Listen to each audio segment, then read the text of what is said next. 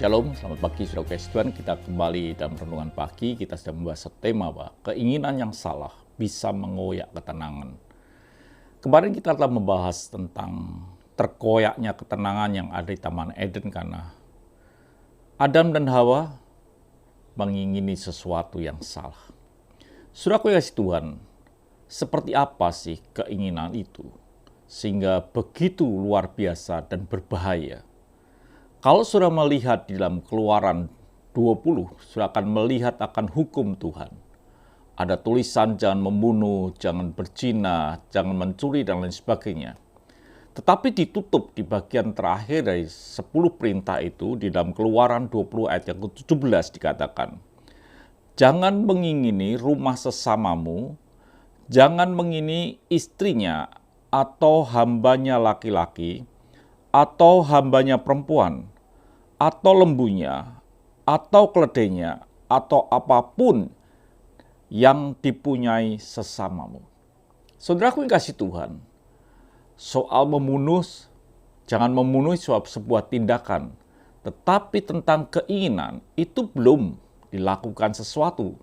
Itu perintah, di mana Tuhan katakan, jangan mengingini, itu masih ada dalam hati.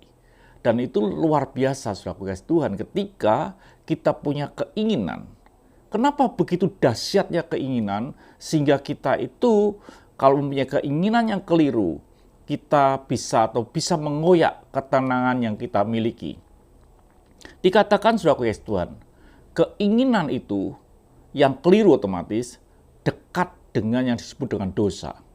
Dikatakan dalam Yakobus, seperti ini saudaraku, dikatakan dalam Yakobus 1 ayat yang ke-15, dan apabila keinginan itu telah dibuai, ia melahirkan dosa.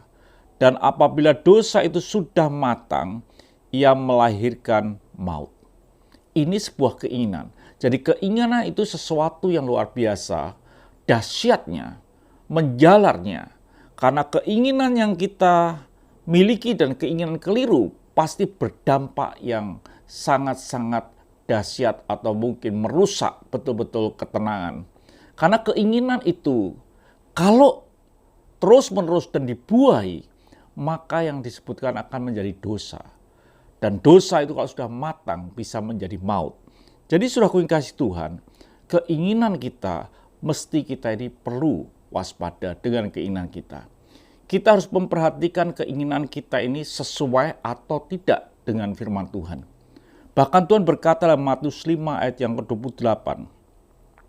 Tetapi aku berkata kepadamu, setiap orang yang memandang perempuan serta mengingininya, sudah berzinah dengan dia di dalam hati.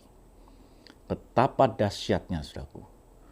Keinginan begitu luar biasa.